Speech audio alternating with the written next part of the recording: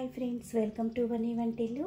ఈరోజు మనం చాలా టేస్టీగా ఉండే కోడిగుడ్డు పులుసు ఎలా తయారు చేసుకోవాలో చూద్దాం. మామూలు కోడిగుడ్డు పులుసే కదా, దీనిలో వెరైటీ ఏముందనుకోకండి.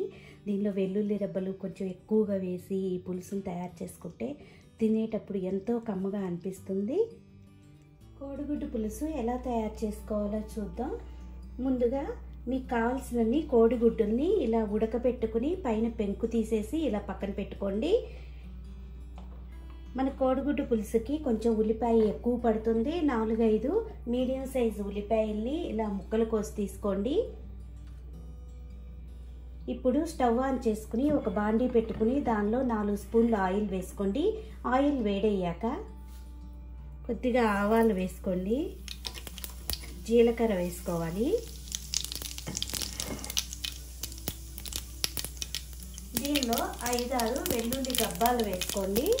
ఈ పులుసులో వెల్లుల్లి వేసుకుంటే చాలా బాగుంటుంది. ఇప్పుడు దానిలో ఉల్లిపాయ, సన్నగా కట్ చేసిన ఉల్లిపాయలు వేసి వేయించుకోవాలి. వేగుతున్నప్పుడు కొద్దిగా కరివేపాకు వేసుకోండి.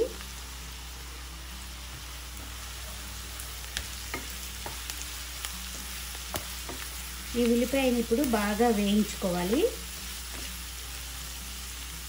దీనిలో ఇప్పుడు రుచికి తగినంత ఉప్పును వేసుకుందాం. ఉప్పు వేయటం వల్ల మనకు ఉల్లిపాయ కూడా త్వరగా సాఫ్ట్గా వేగిపోతుంది. దీనిలో పసుపు వేసుకుందాం. ఒక 1/2 టీ స్పూన్ పసుపు వేసుకోండి.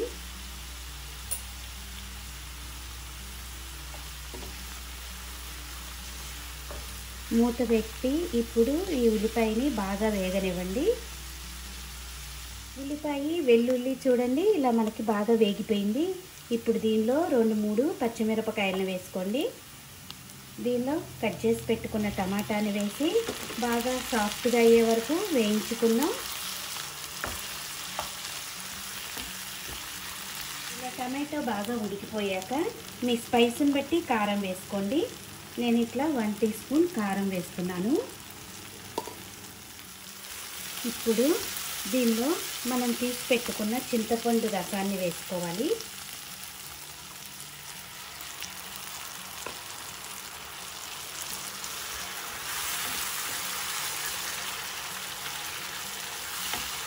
దీనిలో కావలసినంత వాటర్ వేసుకున్నాం.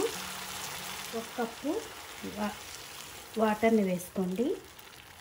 చింతపండు రసం బాగా కాగుతున్నప్పుడు మనం ఉడికించుకున్న కోడిగుడ్డులకి ఇలా ఘాట్లు పెట్టుకోండి. ఇలా ఘాట్లు పెట్టుకోవటం వల్ల మనకి ఉప్పు, కారము, పులుపు కూడా ఈ గుడ్డు పీల్చుకుని మనకి తినేటప్పుడు ఎంతో రుచిగా ఉంటుంది. గుడ్లని కూడా ఇలా ఘాట్లు పెట్టుకొని ఈ చింతపండు రసంలో వేసి ఉడికించుకోవాలి. గుడ్లు వేసాక పులుసునంతా కూడా ఒక్కసారి ఇలా తిప్పుకుని మూత పెట్టి బాగా చిక్కబడనివ్వాలి.